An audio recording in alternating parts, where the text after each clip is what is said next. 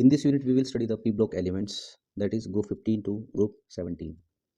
So if we talk about the definition, all those elements in which during their electronic configuration, the valence electron occupy the p subshell are called as the p block elements. In modern periodic table, the elements from group number 13 to group number 18 occupy their valence electron in p subshell. So elements from 13 to group 18 are called as p block elements. In this group 13 is boron, aluminium, gallium, indium and thallium. Group number 14 is carbon, silicon, germanium, tin and lead. Group number 15 is nitrogen, phosphorus, arsenic, antimony and bismuth. Group number 16 is oxygen, sulfur, selenium, tellurium and polonium. Group number 17 is fluorine, chlorine, bromine, iodine and acetylene. And group number 18 is neon, argon, krypton, xenon and radon. In this section, we will discuss the elements of group number 15. So group number 15 having nitrogen, phosphorus, arsenic, antimony and bismuth. Group 15 elements are also called as nitrogen family because the first element of group 15 element is nitrogen. First of all, we will discuss the electronic configuration of group 15 elements. So the nitrogen atomic number 7, electronic configuration is 1s2, 2s2 and 2p3. Here 1s is the electronic configuration of helium, or I can say helium is a noble gas. So 1s I can replace by 1s2 noble gases. So nitrogen noble gases configurations 2s2 and 2p3. After nitrogen there is phosphorus, then arsenic, antimony and finally the bismuth. So we will write the noble gases in all the cases. That is noble gas configuration. Here is also noble gas configuration. Here is also noble gas configuration, and here is also noble gas configuration. In this case S2 and P3. We will write the S2 and P3 in all the cases. S2 and P3, S2 and P3. Then we will change the number. Here is 2 2. In this case this will become 3 3. This will become 4 4. This will become 5 5, and this will become 6 and 6. The noble gas in case of the nitrogen, it is helium. After that helium there is a noble gas neon. So in case of the phosphorus, the noble gas is neon. In case of the arsenic, the noble gas is argon. In case of the antimony, the noble gas is krypton, and in case of bismuth, the noble gas is xenon. The general electronic configuration will become all of them having the noble gas electronic configuration, all of them having the S2 electronic configuration and P3.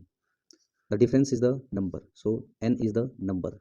So N start from 2 to 6 for the group 15 elements. If we have a look on the electronic configuration, we will find that the valence shell, that is Np, of all the noble gases are half filled, or I can say all the group 15 elements having the half filled stable electronic configuration. The second one is the metallic character. The first two elements, that is nitrogen and phosphorus, are non-metal. The next two elements, that is arsenic and antimony, are semi-metals, or I can say these are the metalloids because having character of both metals and non-metals. And finally the last element, bismuth, is the metal. So as we move down the group, the metallic character increases. This is pure non-metal, this is half metal, this is pure metal. So down the group, metallic character increases. The oxides and hydroxide of the metals are basic in nature. That is Bi2O5. It is the oxide of this metal. It is basic in nature. While the oxide and hydroxide of the non-metals are acidic in nature. So N2O5, oxide of nitrogen, P2O5, these are the acidic in nature. And oxide and hydroxide of the metalloids are amphoteric in nature. Amphoteric means acidic as well as basic in nature. So metalloids are arsenic and antimony. So As2O5 and Sb2O5 are amphoteric in nature. Third one is the oxidation state of group 15 elements. The p block element showing two type of the oxidation state, or I can say group number 15 elements showing two type of oxidation state. The first one is also called as group oxidation state, and second one is called as 2 unitless oxidation state. Group oxidation state formed when all the valence electrons are removed. The atomic number of nitrogen is 7, and the first shell having 2 electron and the next shell having the 5 electron. So if we remove the 5 electron, the plus 5 charge will be attained. So group oxidation state is plus 5. And 2 unit oxidation state is 2 unit come of these oxidation state, that is it is plus 3. So group oxidation state of group 15 element is plus 5, and group 2 unit less oxidation state of group 15 is plus 3. So group oxidation state for nitrogen is plus 5, similar phosphorus is plus 5. So all the element showing the group oxidation state is plus 5 and 2 unit oxidation state is plus 3 in all the cases. So all the elements form group oxidation state as well as the 2 unit less oxidation state. In last element, the 2 unit less oxidation state is more stable as compared to its group oxidation state. While except the last element, in all the elements, 2 unit less group oxidation state is more stable as compared to 2 unit less oxidation state. It means phosphorus form plus 5 and plus 3 oxidation state, but its plus 5 oxidation state is more stable as compared to plus 3 oxidation state. In the similar way, bismuth form plus 5 and plus 3 oxidation state, but plus 3 oxidation state of bismuth is more stable as compared to plus 5 oxidation state of bismuth. 2 unit less oxidation state of bismuth is more stable as compared to its group oxidation state, or I can say bismuth plus 3 is more stable, bismuth plus 5, or I can say BiCl3 is more stable as compared to BiCl5.